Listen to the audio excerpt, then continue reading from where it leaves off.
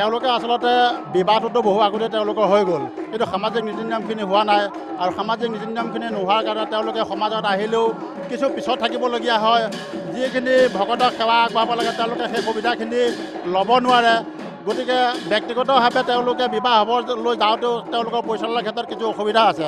গতিকে আমি সদৌ ৰাইজে চকৰিগাঁৱৰ ৰাইজে আলোচনা কৰি পেলালৈ এই বহাগ মাহতেই এই পবিত্ৰ দিনটোতেই সকলো 10যোৰ বিয়া আমি একেলগে পাতি দি পেলাই তেওঁলোকক উদ্ধাৰ কৰিম বুলি সিদ্ধান্ত কৰি আজি এই মহা আয়োজন কৰা হৈছে। আমাৰ ইয়াত মানে যি ঘৰ বিয়া পতা হৈছে 10খন বিয়া পতা হৈছে। 10খন বিয়া মানে অকলশৰীয়া মানুহ হোৱাৰ কাৰণে তেওঁলোকে পাতিবলৈ অসমৰ্থ।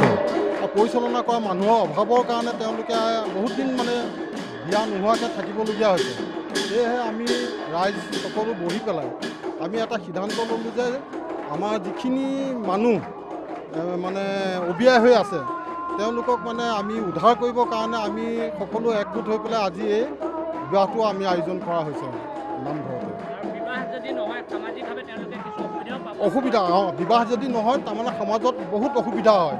আগত বহিব নোৱাৰে, তেওঁলোকে কিবা এটা বস্তু দিব নোৱাৰে, ভকতক মানে খুৱাব নোৱাৰে, চাহ পানী দিব নোৱাৰে, তেনেকুৱা কিছুমান কথাৰ কাৰণে তেওঁলোক বহুত পিছ পৰি থকা হৈছিল।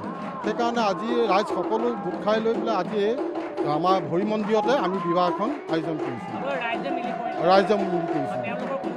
কোনো ধৰণৰ তেওঁলোকৰ কষ্ট পোৱা নাই। আমি যিমান খৰচ কৰিব লাগে আমি ৰাইজেই কৰিছোঁ। আৰু ৰাইজে সকলোবিলাক মানে টকা পইচা খৰচ কৰি পেলাই যি মানে মাহ প্ৰসাদ সকলোবিলাক আৰু নাই প্ৰথম আমি কৰিছোঁ।